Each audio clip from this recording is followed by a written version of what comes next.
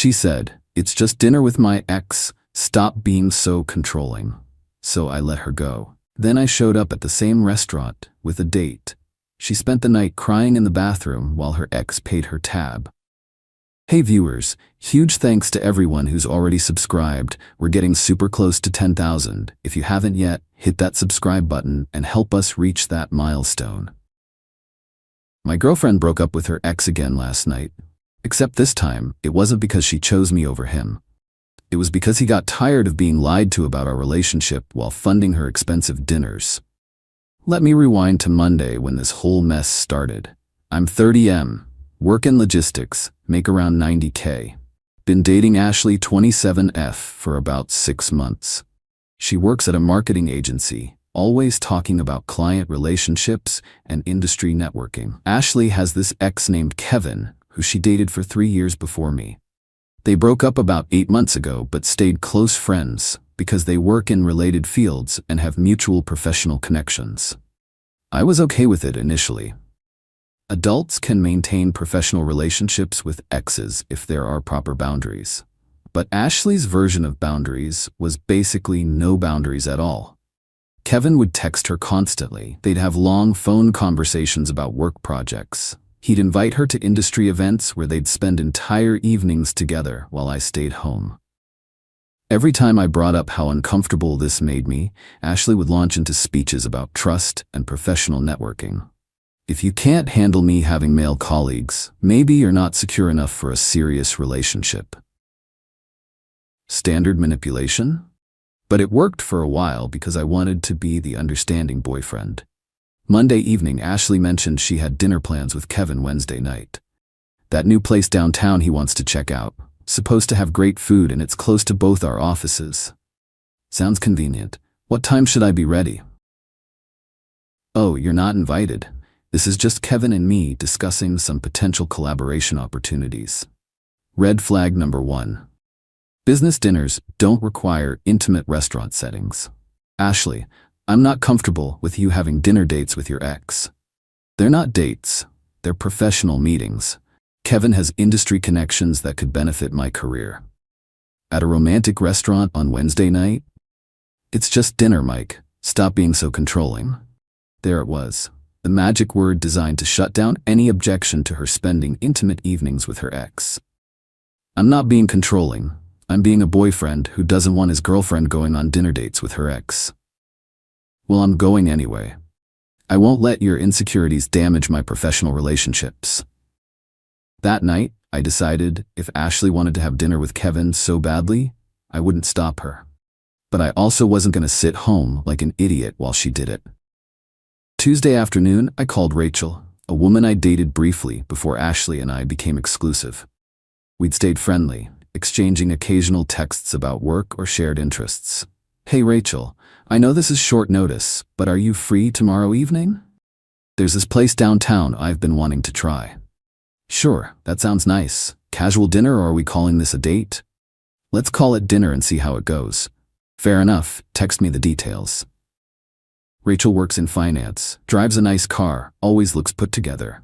Exactly the kind of woman who would complicate Ashley's evening if we happened to cross paths.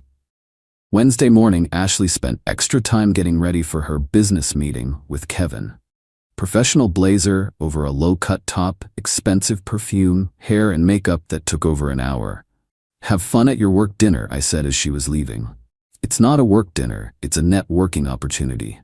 Right. Professional collaboration at a romantic restaurant. Very businesslike. Mike, don't start this again. I'm not starting anything. Have a productive meeting. She left around 6:30. I picked up Rachel at 7. So what's the real story here? Rachel asked as we drove downtown. This feels like more than just wanting to try a new restaurant. My girlfriend is having dinner with her ex tonight, claims it's professional networking. And now you're demonstrating that you can network too? Something like that. I'm fine being your networking partner as long as the food is good. I appreciated Rachel's directness. The restaurant was busier than I expected for a Wednesday night. Professional crowd, business casual atmosphere, the kind of place that could legitimately host work dinners. We got seated around 7:45. I started casually scanning the dining room while pretending to study the menu. Spotted them about 10 minutes later. Ashley and Kevin at a corner table, leaning in close over their menus. She was laughing at whatever he was saying, occasionally touching his arm during conversation. Very professional networking behavior. Is that them? Rachel asked, following my gaze discreetly. Corner table by the window. They look comfortable together. 6 months of professional collaboration after a 3-year relationship. Very platonic. Rachel observed them briefly. Want to make this interesting? What do you have in mind? Let's show them what actual dinner between friends looks like. Update 1. The encounter. Rachel and I ordered drinks and started having genuine conversation. Nothing forced or performative, just 2 people catching up over dinner. Rachel is naturally engaging and funny. Easy to talk with, easy to look interested in her stories. We discussed work, travel, books we'd been reading. About 30 minutes into dinner, Ashley glanced around the restaurant and spotted us. I watched her expression change from casual dining mood to confusion to something approaching panic. She leaned over to say something to Kevin, who turned to look in our direction. She sees us, I told Rachel. How's she handling it? Not well. She looks like she wants to come over, but doesn't know what excuse to use. Perfect. Let's just enjoy our dinner. We continued our conversation while Ashley kept stealing glances at our table. Each time she looked more agitated while Kevin seemed focused on whatever business topic they were supposedly discussing. Around 8:30, Ashley excused herself from her table. I watched her walk toward the restroom area, phone already in her hand. 3 minutes later, my phone buzzed. Why are you here? I showed Rachel the message. Should I respond? Keep it simple and honest, I replied. Having dinner. Food's excellent here. With who? Rachel. You remember her. This is inappropriate. Why? You said dinner with friends is normal. That's what we're doing. That's completely different. How is it different? No immediate response. When Ashley returned to her table, her eyes were slightly red. She sat down with Kevin but kept glancing over at us throughout the rest of their meal. Kevin seemed to notice her distraction and started looking uncomfortable with whatever conversation they were having. Around 9:15, Kevin signaled for the check. Ashley gathered her purse while avoiding eye contact with our table. As they walked past us toward the exit, Ashley stopped. Mike, we need to talk. About what? About this situation. What situation? I'm having dinner with a friend. Same as you. This is different, and you know it. How is it different? Because you're doing this to make a point. I'm doing this because I wanted to try this restaurant, and Rachel was available to join me. Kevin was standing behind Ashley, looking puzzled and ready to leave. Ashley, everything okay? He asked. Yeah, just ran into someone from work. Let's go. They left without Ashley saying anything else. That was more dramatic than expected, Rachel said. More dramatic than I wanted, honestly. What happens now? Now we finish dinner and I take you home. And tomorrow? Tomorrow I deal with whatever story Ashley comes up with. Update 2. The unraveling. I didn't hear from Ashley Wednesday night, which suggested she was either too angry to text or busy doing damage control. Thursday morning around 11, my phone started buzzing. We need to talk about last night. What about it? You know exactly what about it. Showing up at my dinner with Kevin. I didn't show up at your dinner. I had my own dinner at the same restaurant. Don't play dumb. You followed me there. Ashley, I made my reservation Tuesday afternoon. You can call the restaurant and check. This was true. After our Monday argument, I'd called Tuesday to book a table, figuring there was a good chance Ashley would choose that specific restaurant since it was new and getting buzz. Why didn't you tell me you'd be there? Why would I? You made it clear this was your professional networking time with Kevin. I didn't want to interfere with your business meeting. Mike, stop being sarcastic. Kevin was really confused about why you were there. What did you tell him about us? Long pause. Ashley, what exactly have you told Kevin about our relationship? I told him we're seeing each other, but it's not exclusive yet. There it was. Ashley had been presenting herself as basically single to Kevin while calling me controlling for not trusting their dinner dates. So you've been lying to him about us being together for 6 months. I wasn't lying. I was just keeping things simple. Simple for who? Kevin still has feelings for me. If he knew I was in a committed relationship, he might not be interested in collaborating professionally. So you're stringing him along while lying to me about why. I'm not stringing him along. I'm just not closing off opportunities by pretending to be available. Mike, you don't understand how complicated professional networking can be in this industry. I understand that you're using your ex's feelings to get business advantages while lying to your actual boyfriend about it. That's not fair. What's not fair is you calling me controlling for objecting to dinner dates with someone who thinks you're single. Kevin doesn't think I'm single, he just thinks we're not serious yet. After 6 months, what's he waiting for, an engagement announcement? Silence. Ashley, this is messed up. You've been playing both of us. I made some mistakes in how I handled the communication, but seeing you with Rachel really hurt.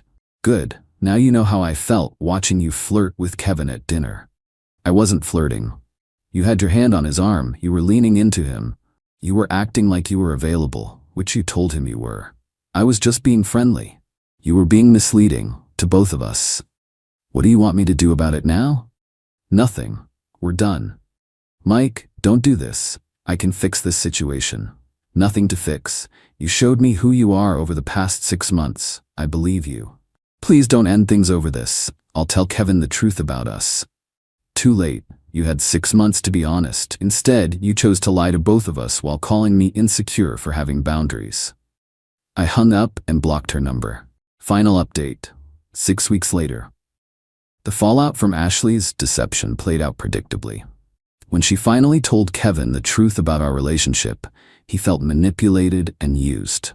Apparently, he'd been investing time and money in these dinners, thinking he had a realistic chance to reconcile with her. He ended their professional collaboration immediately. No more industry connections, no more business opportunities, no more expensive dinners.